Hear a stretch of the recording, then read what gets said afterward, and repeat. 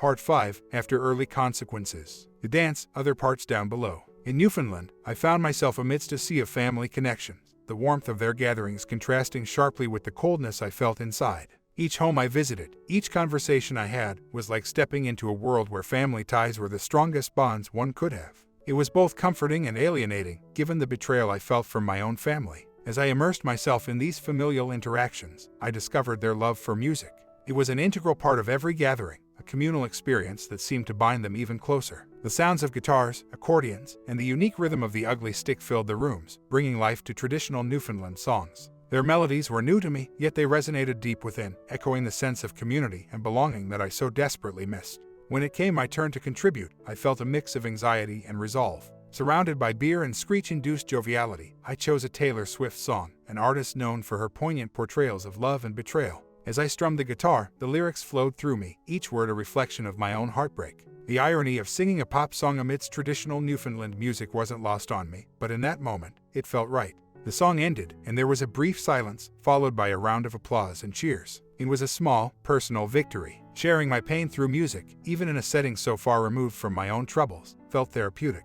In the faces of my newfound relatives, I saw not just appreciation for the music, but a deeper understanding and empathy for the man behind the guitar. As the night wore on and the songs continued, I realized that this journey was more than just an escape. It was a quest for healing, for finding pieces of myself that I'd lost along the way. And maybe, just maybe, in the heart of Newfoundland, with its rugged shores and warm-hearted people, I was beginning to find some of those pieces again. I awoke disoriented on the floor beside an unfamiliar bed in a strange room, the events of the previous night a blur in my memory. Stumbling into the bathroom, I managed a hasty cleanup before venturing into the kitchen, where I was greeted by the warm faces of my distant relatives gathered around the table. A kind woman, whose face I didn't recognize, rose from her seat to offer me a place at the table. With a motherly kiss on the cheek, she handed me a plate of freshly baked pancakes, humorously warning me that this special treatment was a one-time courtesy for guests. Her thick accent made her words almost musical, and I nodded in appreciation, still grappling with my pounding headache. As she handed me a mug of steaming coffee and a trio of aspirin, followed by a tall glass of water, I felt a sense of comfort despite the unfamiliarity of my surroundings. The kitchen was alive with the chatter of local gossip, and the woman, now identified as Diane, casually ran her fingers through my hair with a maternal touch. Her inquiry about my willingness to talk was gentle and inviting. Feeling slightly embarrassed by my predicament, I admitted my confusion about where I was and who my companions were. Their laughter was warm and welcoming as Diane explained that her mother and my father were cousins, and that the previous night's party had ended in her home.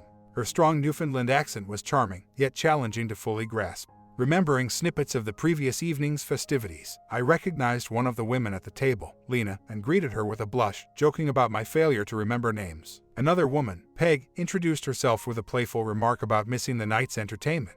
Sitting there, amidst the laughter and light-hearted banter, I felt an unexpected sense of belonging. Despite the physical and emotional distance from my immediate family and the turmoil of my personal life, here, with these distant relatives in Newfoundland, I found a surprising comfort. It was a reminder that family, in its many forms, could offer a refuge and a sense of connection, even in the most unexpected places. I got up to clear my plate, but Diane intercepted it with a gentle push, signaling me to stay seated. She then mentioned Ronnie, our guitar hero from the previous night.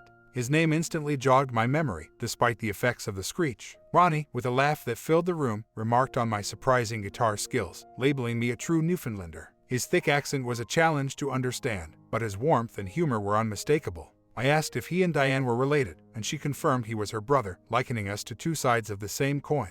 Ronnie then grabbed his guitar, strumming a few chords before launching into a song by The Offspring. I found myself singing along, soon joined by everyone else in a moment of shared joy. After the song, Ronnie's comment about running and waiting piqued my curiosity. Diane's laughter echoed in the room as she playfully prodded him about his patience, to which he simply responded with a heartfelt admission of love. As the morning progressed, I shared my own story of heartache and betrayal with them. They were attentive, gently coaxing out details I initially glossed over, and their reactions were a mix of sympathy and support. When I mentioned setting Fred's car on fire, their cheers were unexpected yet somehow comforting. Peg, in particular, suggested I should give Fred a regular reminder of his betrayal. The term sleeving that Peg used to describe my former partner caught my attention, its harsh sound reflecting the disdain in her voice. I didn't know the exact meaning, but I could tell it wasn't anything good. During a pause in our conversation, I made a call to my kids, but the interaction was heartbreaking. Marie refused to speak with me, her hurt evident in the background commotion. Beth's voice, raised in frustration, only added to the tense atmosphere. It was a difficult moment, and I promised Carol I'd try calling again the next day. The support of my newfound relatives was a small comfort in the face of such familial strain. The porch became a lively hub of activity as more guests arrived, creating an atmosphere brimming with stories and laughter. Diane, who had taken a liking to me, was vigilant in ensuring the conversation remained upbeat, playfully steering me away from any somber topics. As the day progressed, my cup was subtly controlled to maintain a light buzz, a tactic I appreciated. When someone brought in several pizzas, I attempted to pay, but the group insisted on treating me as a guest. Nevertheless, I managed to contribute, insisting it was only right as part of the family. The afternoon unfolded with casual chats, bouts of gossip, and bursts of laughter. Eventually, Ronnie brought out the guitars, and a music session ensued. They taught me the authentic way to play Newfoundland songs, which was when I genuinely fell in love with their music. Songs like the Ryans and the Pittmans, with their rich stories and captivating melodies, deeply resonated with me. As family members came and went, it dawned on me that my presence as the visiting cousin from the States was a special occasion, sparking this ongoing festivity. Despite my aching fingers, I rarely put down the guitar, much to the amusement of my relatives who found my small instrument amusingly unconventional. When it was my turn to lead a song, I chose a tune about betrayal, resonating with my own experiences. Later on, emboldened by the beer and the emotionally charged atmosphere, I played a Johnny Cash song. My baritone voice lent itself well to the deep, haunting melody, turning the moment into a poignant experience amidst the otherwise joyful gathering. As the evening progressed, the atmosphere was filled with a harmonious blend of music and laughter. Ronnie, skilled with his guitar, added a soulful solo to the music, while a young woman, sitting at his feet with her head resting on his knee, recorded us on her phone. The scene was heartwarming, a blend of modern technology capturing timeless family moments. The gathering was lively, with people swapping places around me. A cheerful woman, singing joyfully, took a seat next to me, her carefree spirit adding to the vibrant mood. The room quieted as an elder of the family, respected and revered, recited a poem that he likely knew by heart. His son and grandson, following in his footsteps, joined him, illustrating the beautiful tradition of oral storytelling passing through generations. The scene was moving, as phones captured the moment, preserving this slice of family history for future generations to admire. The patriarch's affectionate interaction with his wife, who he'd been with for over 50 years, elicited playful cheers from the crowd. Jane, sitting beside me, informed me that they had traveled all the way from Torbay to be here, emphasizing the significance of their presence. When he approached me, I introduced myself as Honor Nolan. His response was warm, filled with a rough, honest sincerity, and he shared a heartfelt condolence for the loss of my father. The moment was poignant, stirring emotions I had kept at bay for years. As Jane excused herself, presumably for a short break, the elder and I continued our conversation. When he inquired about the length of my stay, I admitted to having no fixed plans, a reflection of my current state of wandering and searching for direction in life. He agreed with a smile, inviting me to join them for Sunday dinner. I couldn't help but laugh, admitting that I had lost track of the days. He chuckled, explaining it was Friday night, which made sense given the large gathering. I looked around, realizing the diversity of the crowd, both young and old, with over 30 people filling the house. I felt honored to be part of this warm, lively gathering and eagerly accepted his invitation for dinner. As he joked about being honored to have me, Jane returned and affectionately greeted her grandfather. After a brief exchange, she turned to me with a piece of sheet music, asking if I could play it. The song was slow and simple, written in Gaelic. As I tried a few bars, Jane guided me to play even slower, allowing each chord to resonate. Once I got the hang of it, Jane stood me up and had me start playing. The young man who had recited the poem earlier held the sheet music for me. With all eyes on us, Jane began to sing in a breathtakingly soft and high voice. Her song was directed to her grandparents, and as she sang, the older couple held hands, deeply moved by the melody and the words I couldn't understand but felt in my heart. The moment was profoundly touching, showcasing the power of music to convey emotions beyond language, uniting generations in a shared experience of love and family. During the gathering, I discovered a song titled For Ireland I'd Not Tell Her Name. As Jane sang it, Uncle Luke stood up, took his wife's hand, and they began to dance together slowly. The room fell silent except for Jane's captivating voice. As I played the guitar, I was moved by the song's beauty and the emotional response it evoked in everyone, especially in the couple who had been together for over 50 years. The connection between Jane's singing and my guitar playing created a magical moment that seemed to transcend time and space. However, as the song ended and I was engulfed in the warmth of the applause and appreciation, a wave of sorrow washed over me. The sight of Uncle Luke and his wife, so deeply in love after all these years, starkly reminded me of what I had lost in my own life, a future of growing old with someone I loved, now shattered by betrayal. Overwhelmed, I excused myself abruptly, leaving my guitar behind as I rushed outside for air. As I stumbled down the lane, overcome with grief and tears, Jane soon joined me. She didn't say anything, simply offering her presence and a comforting arm around my shoulders. Her silent support was a balm to my aching heart. After some time, I managed to calm down and apologize to Jane for my sudden outburst. Her understanding and compassion in that moment were a small yet significant comfort amidst the turmoil of emotions I was grappling with. She didn't reply immediately, simply offering me a supportive squeeze and resting her head against my shoulder. After I managed to compose myself, I tried to muster a smile and softly said, "You were incredible, Jane. That was the most beautiful thing I've ever heard." Jane didn't respond with words. Instead, she turned to face me, wrapping her arms around me in a comforting embrace. I felt the softness of her hair brush against my face as I wrapped my arms around her, clinging to her support while the flood of emotion surged through me once more. Once my tears subsided, I felt a wave of embarrassment wash over me. It was rare for me to cry, and now it seemed to be happening more frequently. Jane must have sensed how I was feeling, as she gently squeezed me before pulling back slightly. "You played that song as if you knew it by heart. It was perfect," she said. Shaking my head, I admitted I'd never heard it before. "I just followed your lead." She seemed surprised. "But your eyes were closed most of the time. You didn't even look at the music." "I didn't need to. Somehow, I just knew what you were going to do," I explained. Her smile grew, and she asked playfully, "Do you know what I'm going to do now?" Returning her grin and gazing at her lips, I replied, "I hope so." As our lips met, I closed my eyes, savoring the contact with the same lips that had produced such angelic music.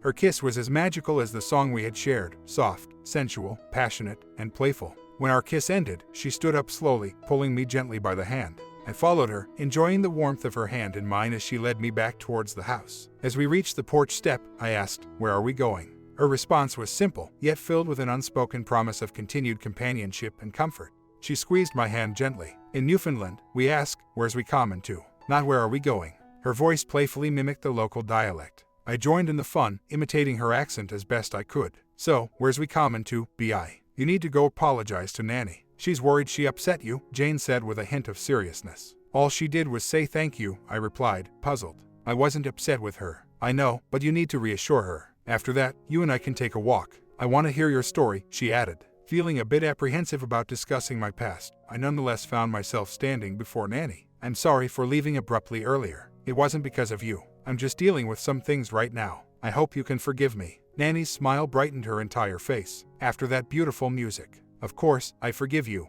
Thank you again." Her Irish accent was still strong, charmingly so. "It was my pleasure. I was honored to be part of it," I responded. "Are you a professional musician?" she inquired. I chuckled. "Not at all. I'm just an amateur." Something about that song and the moment made everything click. I don't think I could replicate it if I tried. Nanny's eyes twinkled with mischief. "I bet you could do it again if Jane sang with you." I felt my cheeks warm up. "I wouldn't bet on it." Jane gently tugged at my hand, pulling me away. "Sorry, Nanny, but I need to borrow him. We have a lot to discuss." Nanny's expression was playful yet knowing. "Just make sure it's all talking. No long, meaningful silences, you hear." Jane's cheeks flushed with a hint of embarrassment.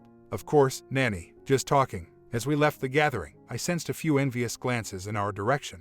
Jane then surprised me with a quick, impromptu kiss before grabbing my hand and leading me down the road. "Tell me everything," she said, her shoulder brushing gently against mine. "You've probably heard bits and pieces," I began, feeling a sense of nostalgia. She insisted, "I want the whole story, from the beginning." Reflecting, I started from where it all began. I first met her when I was 9 and she was 4. She was the neighbor's kid, always tagging along with my younger sister. A cute, blue-eyed blonde, the picture of innocence. Jane seemed intrigued and encouraged me to continue. "So, you've known each other almost all your lives?" "Yes, it feels that way. We were always drawn to each other, even before we truly understood what it meant." I remember taking her to the senior prom. She was breathtaking, and the night was unforgettable. Jane lay down in my lap, making herself comfortable. "I want to hear everything, no skipping details." I went on, detailing our college days, our wedding, and the early years of our business venture. Beth graduated debt-free, thanks to our combined efforts. We were partners in everything, inseparable in both personal and professional life. She sat up, needing a moment. "This is a lot.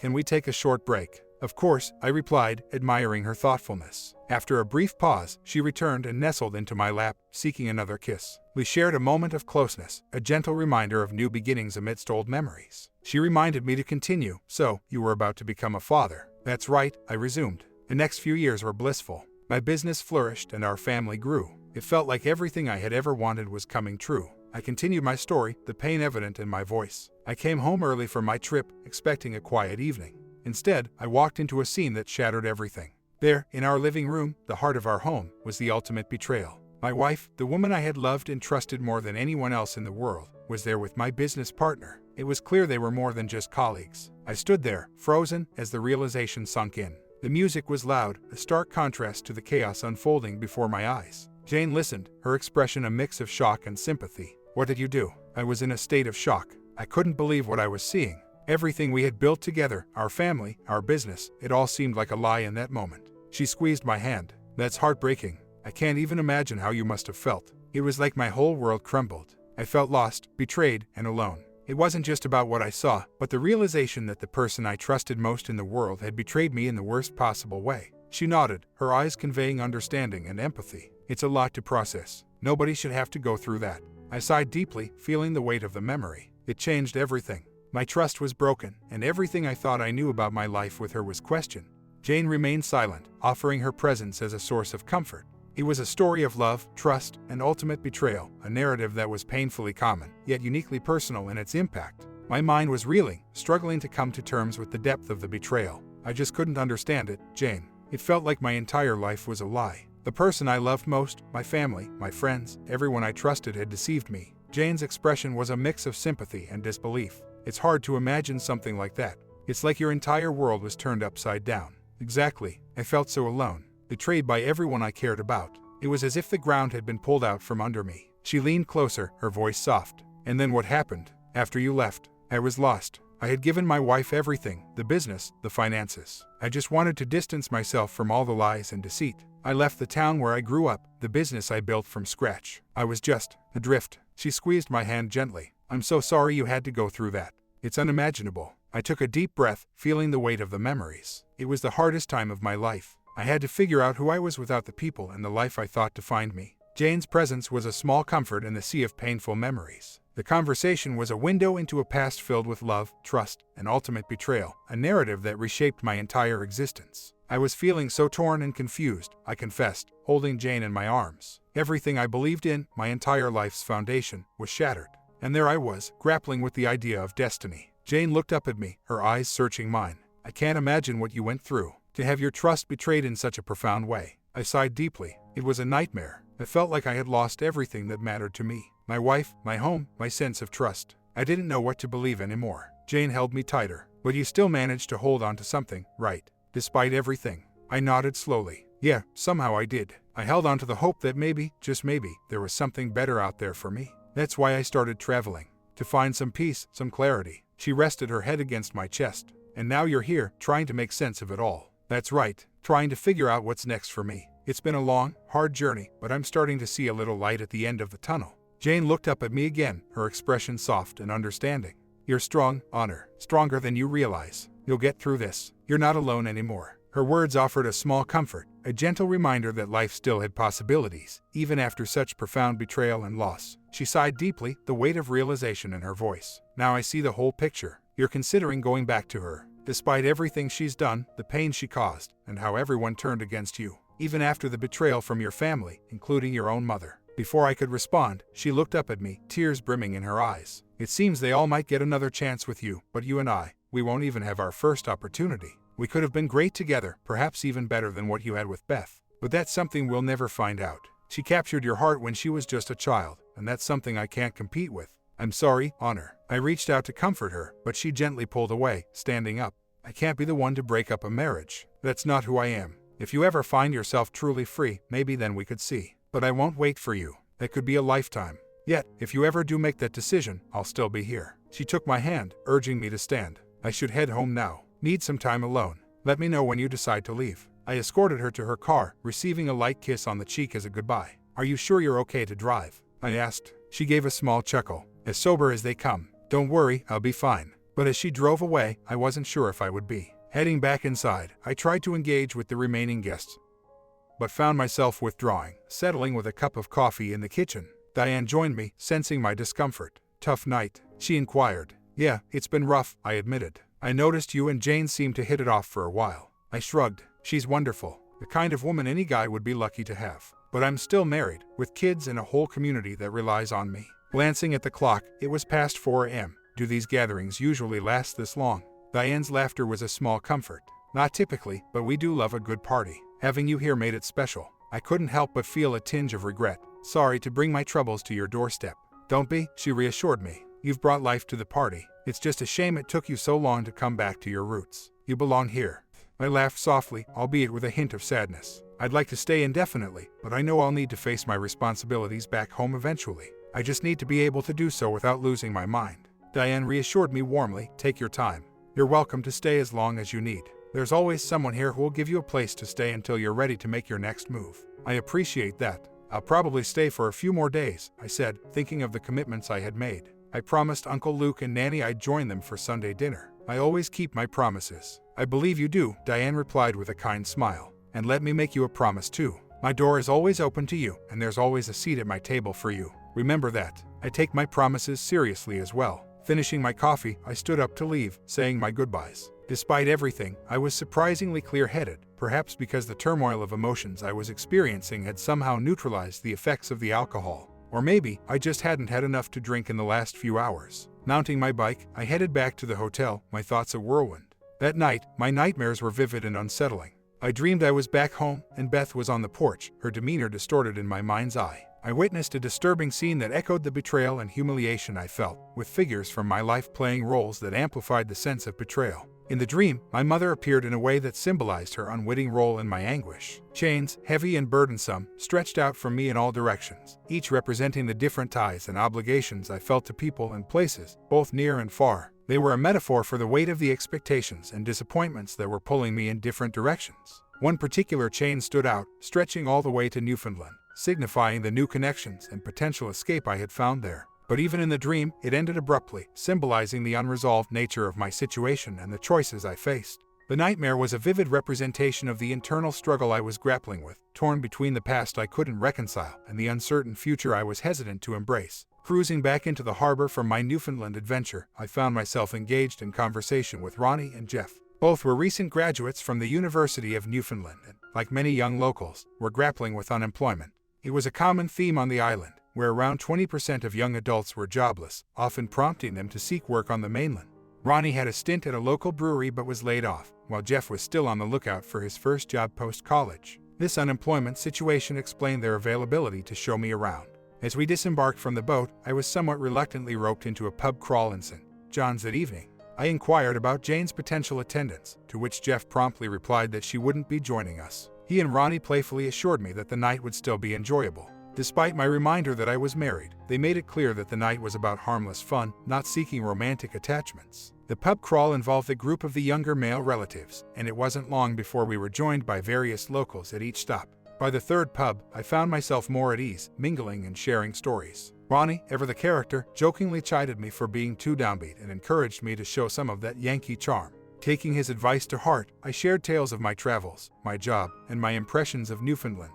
The atmosphere was lively and friendly, with many of the locals seeming intrigued by my stories and eager to engage in conversation. The night continued with a growing crowd, and I found myself in the role of a generous patron, buying rounds and enjoying the light-hearted company. The evening was a much-needed break from the weight of my personal troubles, offering a glimpse of carefree interaction and the simple joy of new friendships. Ronnie was tactfully moderating my alcohol consumption throughout the night, ensuring I didn't overindulge. Whenever I seemed close to having one too many, he'd discreetly take away my drink, reminding me that the night was still young. Amidst my merry state, I noticed that my understanding of the Newfoundland dialect had remarkably improved. The evening led us through various pubs until we arrived at a quieter establishment on a side street. It appeared to be our final stop, and the young woman I'd been conversing with over the last few bars was still by my side, offering grateful pecks on the cheek for each drink I had bought. When I attempted to pay at the bar, Jeff insisted that I had already done more than enough. Our light-hearted debate almost escalated into a scuffle, but Ronnie and another cousin, Neil, intervened.